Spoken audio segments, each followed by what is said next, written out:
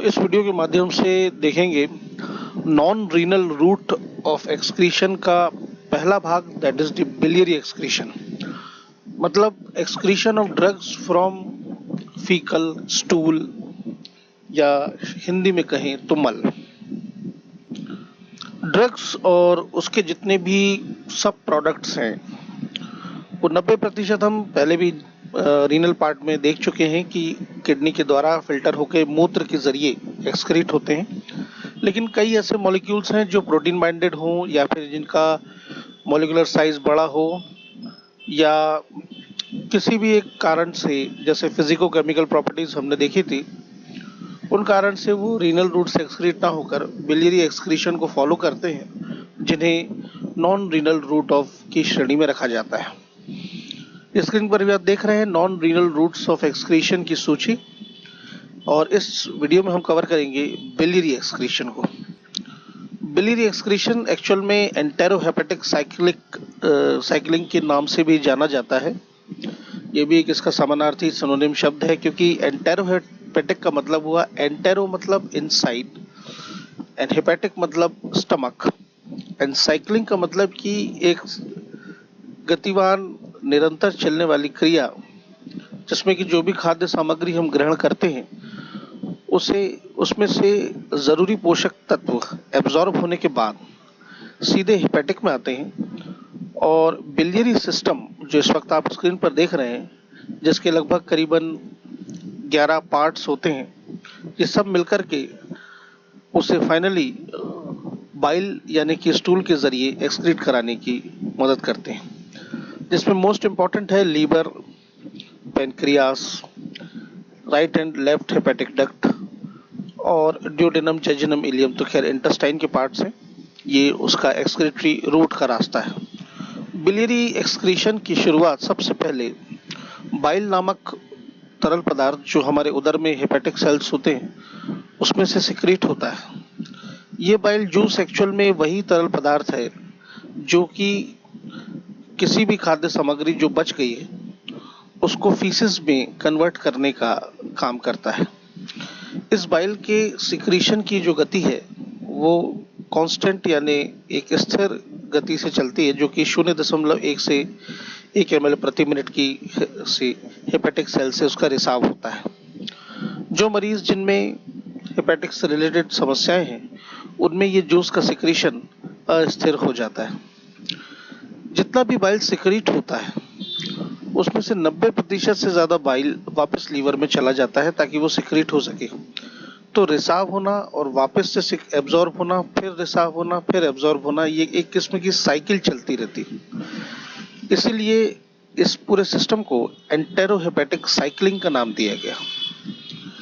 जितना ज्यादा polar substances होंगे उनका एक्सक्रीशन जितना अच्छा होता है। जैसे आप कॉमन सेंस के हिसाब से देखें तो खाद्य सामग्री की सूची में जो फ्रेश फ्रूट हैं, फल हैं, या लाइट जो सैलड्स हैं जैसे ककड़ी है, खीरा है, गाजर है, या फल फूल हैं, इनका जो एक्सक्रीशन होता है, एब्जॉर्प्शन और एक्सक्रीशन होना, ये काफ़ी फास्ट हो जाता है, बहुत जल्दी पच जाते हैं, क्योंकि इनमें पोलरिटी बहुत रहती है और बिलियरी सिस्टम को काफ़ी मदद मिलती है।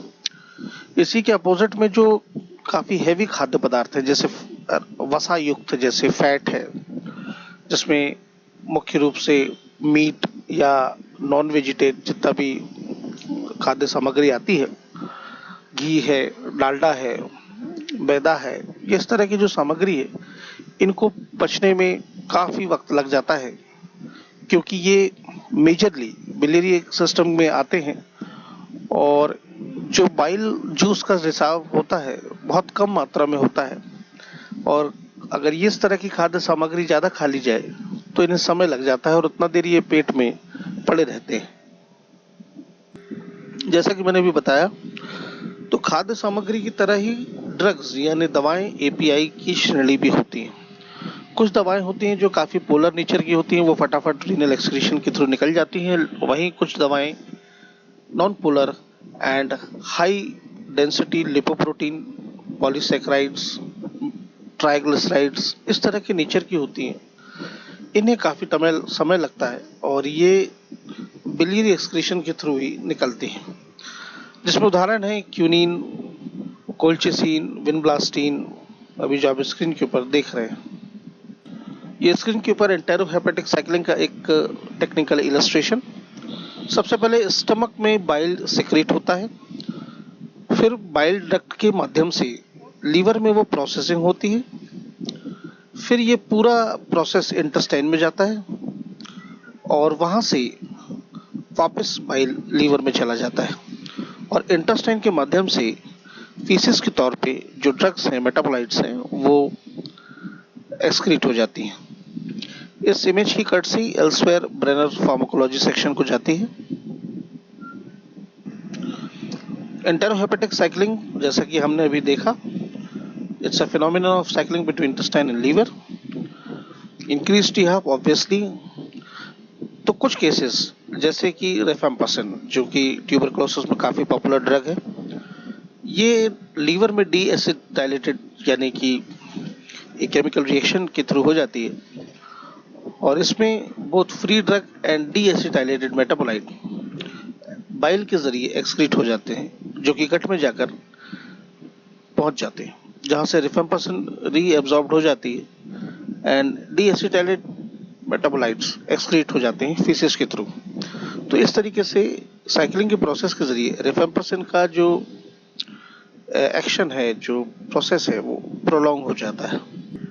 कुछ ड्रग्स और मेटाबोलाइट्स ऐसे होते हैं जो कि बाइल में एक्सक्रीट होकर के उसके जरिए इंटेस्टाइन में पहुंच जाते हैं, जहां पर वो डीकॉन्जुगेशन और हाइड्रोलिसिस के माध्यम से वापस पेरेंट ड्रग को रिलीज कर देते हैं, जिसकी वजह से ये फ्री ड्रग फिर से रीअब्सॉर्ब हो जाती है और साइकिल के लिए रिपीट हो जाती है, जैसे थायराइड में इस्तेमाल होने वाली thyroxine, morphine, chloramphenicol, ethylene estradiol etcetera.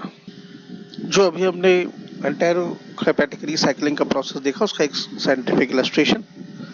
Free drug है, वो लीवर में जाएगी, वहाँ पे ग्लूकुरोनाइड कॉन्जुगेशन का रिएक्शन के बाद बाइल डक्ट से होते हुए अगेन ग्लूकुरोनाइड कॉन्जुगेशन, जहाँ पे ग्लूकुरोनाइडेस एंजाइम उसको प्रोसेस करता है, फिर ब्लड के माध्यम से पोर्टल वेन के जरिए फिर से वो पहुंच जाती है। इस तरह से साइकिल होती रहती है, जो कि थेरापेटिक इफेक्ट के हिसाब से अच्छा है। लेकिन अगर ये free drug in the sense ionize हो गई किसी स्टेज में, तब फिर टॉक्सिसिटी के चांसेस बढ़ सकते हैं। सो ड्रग इन ब्लड रहेगी, लीवर में जाएगी, जहां पर कॉन्जुगेशन सबसे इंपॉर्टेंट रिएक्शन है, फिर वो बाइल में जाएगी, फिर इंटेस्टाइन में जाएगी और इंटेस्टाइन के जरिए उसका एग्जिट का टाइम आ जाता है। लेकिन अगर गॉल ब्लैडर के जरिए डंपिंग के जरिए एंजाइमेटिक ब्रेकडाउन होता है कॉन्जुगेशन में, तो वापस से इंटेस्टाइन के जरिए वो एब्जॉर्ब हो जाएगी और फिर ब्लड के जरिए फिर से वो लीवर में मेटाबॉलिज्म के लिए चली जाएगी। सो ये था एक बिलियरी एक्सक्रीशन एंड एंटेरोहेपेटिक साइक्लिंग के ऊपर एक quick brief video. Thank you.